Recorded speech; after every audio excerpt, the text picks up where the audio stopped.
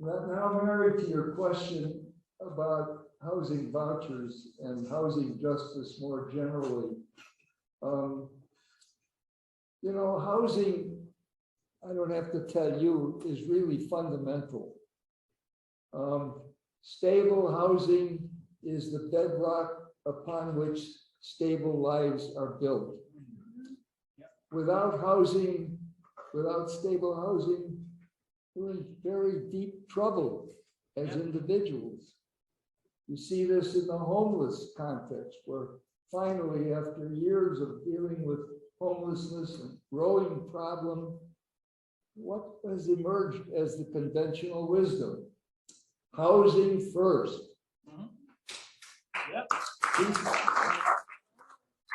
Before you can deal effectively with the multiple issues that homeless people have, they've got to have an address, right? A place that they can go to night after night. So housing first is of critical importance in that context. Tia mentioned health, among other things. Multiple studies increasingly are showing the relationship between stable housing and health. There's even one recently that came out connecting infant mortality rates with stable housing. It's a medical problem, not having stable housing. So housing is absolutely fundamental to the social justice across the board that we're all striving for. But that's a problem with housing. There ain't enough affordable housing to go around. I read that here in it's either Massachusetts or Vermont, maybe it's both, for every 2 low-income families who need affordable housing to live in, how many units are there? 1. We have twice as many families needing affordable housing as there are affordable housing units. Right. So the big challenge, and I'm not telling you anything you don't already know, the big challenge is how to get more affordable housing. I know, and you know, that attempting to increase the supply of affordable housing unit by unit is an uphill climb, an upstream swim. Each development or the units involves potentially years of litigation, fighting against the NIMBY syndrome and so on. That work is critically important. It must go on, and I know you're engaged in it.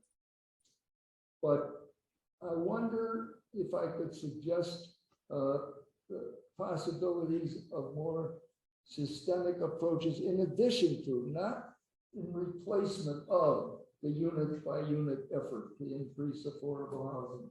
And one of them, of course, is federal housing vouchers. Every housing voucher, as you know, Mary, every single housing voucher means stable housing for that family. If we could increase the number of federal housing vouchers, we could make a forward leap in the supply of affordable housing. So I suggest that one arena attempting to address the supply problem in a systemic way is to focus on whether we, RAD and other organizations, can collectively bring effective pressure to increase the supply of affordable housing through housing vouchers. And the other, quote, systemic approach that I'm wondering about is zoning, both inclusionary and exclusionary zoning. Exclusionary zoning is a fundamental obstacle to increasing affordable housing all across the country. It must be true here in New England as well. What can be done to mount an effort to cut back on the requirements of exclusionary zoning, to eliminate it entirely in some places, as has been done in Minneapolis and Oregon, where municipalities have enacted prohibition against single-family home zoning. Yes, steps in the right direction.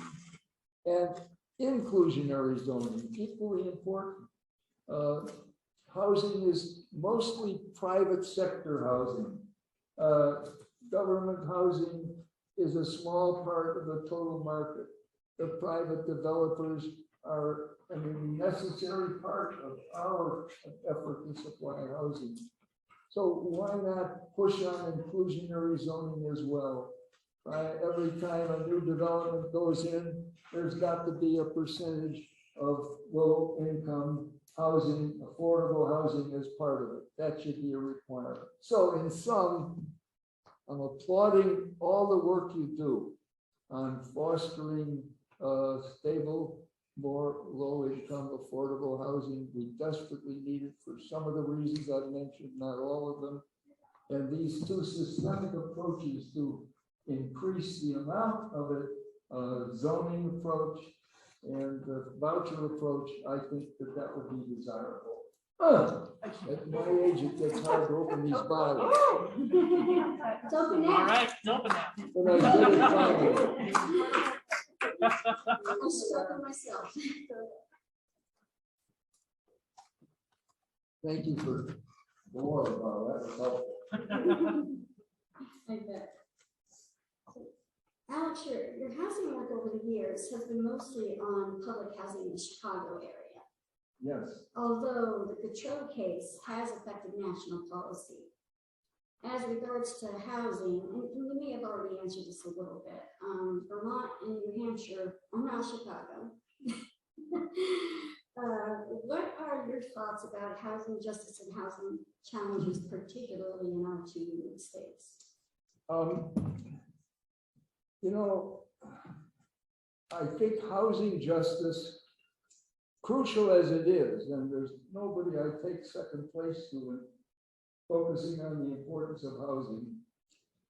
I think housing is part of the larger social justice challenge we face. It's not the whole of it.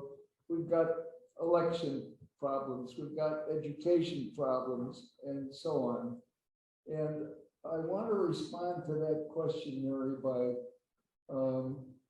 introducing a kind of different idea to us. I'm going to pull out some notes here, if you don't mind. I'm reminded when I was in law school, there was a professor who strode down to the podium with a full class, and as he got to the podium, he pulled some papers out of his pocket, and he said, I hope you'll excuse me for referring to these notes. I seem to have forgotten my spontaneous remarks. So I have forgotten some spontaneous remarks also, so I hope you'll excuse me for referring to some notes. What I want to say is that with respect to the issue of housing justice, we've got a black cloud hanging over us, not only with respect to housing justice, but with respect to all the other issues that RAD deals with. And what do I mean by a black cloud? I mean existential threats respecting our very way of life, not just housing, but education, elections, health.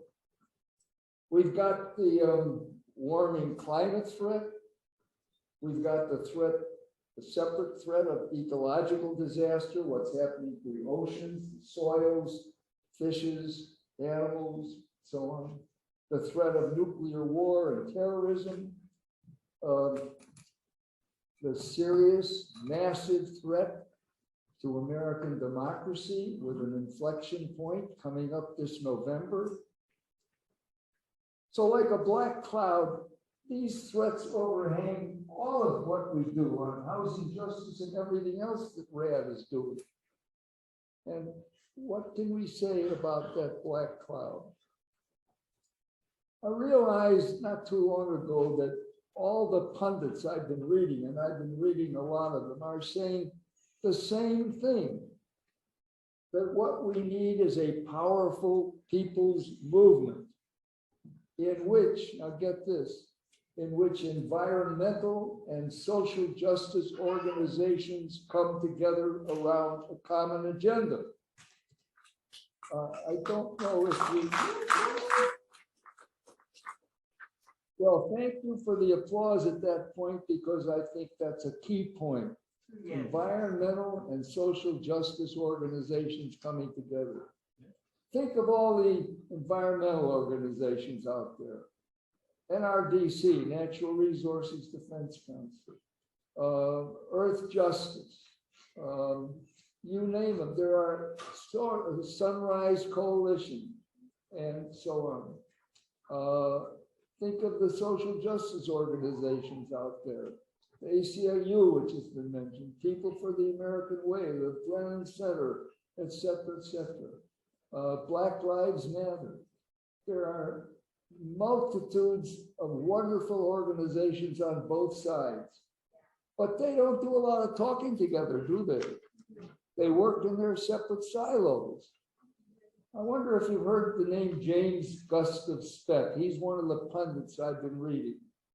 Gus Speck is a miraculous guy who was raised in the Jim Crow era in the 1940s and 50s in Orangeburg, South Carolina. Didn't even think twice about the segregation he was raised on. He became ultimately, after going to Yale, one of the founders of the Natural Resources Defense Council, and Jimmy Carter's chairman of Council of Economic Advisors and other things, founder of the World Resources Institute. He's written a book called A Bridge at the Edge of the World. And here's what he says. Here's his rendition of what we need. A fusion of progressive causes, the forging of a common agenda, and the building of a mighty force of people who are concerned about environment, social justice, true democracy, and peace into one powerful progressive force. In this book, Gus Speck says that America today confronts such a daunting array of challenges that today's political system is simply incapable of meeting those challenges. Today's problems, he says, cannot be solved with today's mind. What is required is a profound reorientation of prevailing values. It amounts to a cultural transformation, a kind of new consciousness. In the economic realm alone, what Speck is talking about is such transformative steps as changing the corporation's present powers. Let's have applause on that. Modifying markets to achieve environmentally honest prices, weaning society from its growth fetish, and getting money out of politics.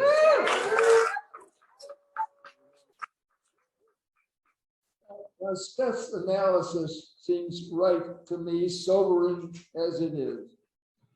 I don't think our elderly president, our fractured Congress, and our deeply divided country will undergo the transformative change Speck is talking about within the required time frame, meaning the climate overhanging sword of Damocles. So even if we're eventually able to get our politics under control, a disastrous level of climate-driven suffering probably lies ahead. That'll be the cataclysm, which, if we survive it, Speck hopes will catalyze the needed transformation, just as the Great Depression catalyze the transformation from the predatory capitalism of the Gilded Ages into the managed capitalism of the New Deal and the Great Society years. So what's the relevance of all of this to RAD, to your own ongoing work? What to do about that elephant in the room, that black cloud? It's another way of putting the question. Well, I wish it were so, but I don't have a good answer for you, I'm afraid. Here's the best that I can give you. First, keep that elephant in the room in mind. Don't ignore those challenges, those existential issues that we face. Second, if you agree with Gus Speck and the other pundits I've read who are saying the same thing, keep also in mind, and I think RAD is already doing this, the need to get out of our silos, the need to make common cause with other organizations around the need for major transformation and new consciousness.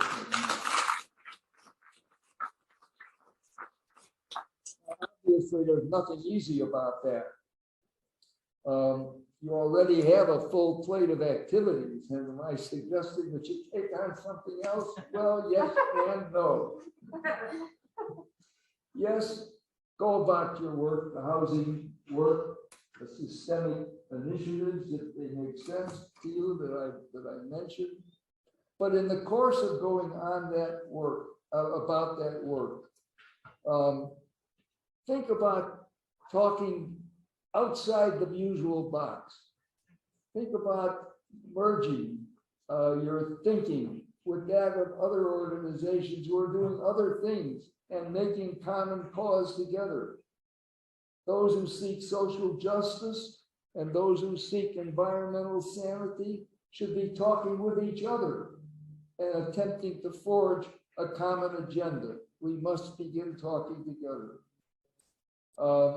If that need to combine forces, think of organizing in one massive people's movement, all the social justice organizations you can think of, all the environmental organizations you can think of, coming together around a shared agenda.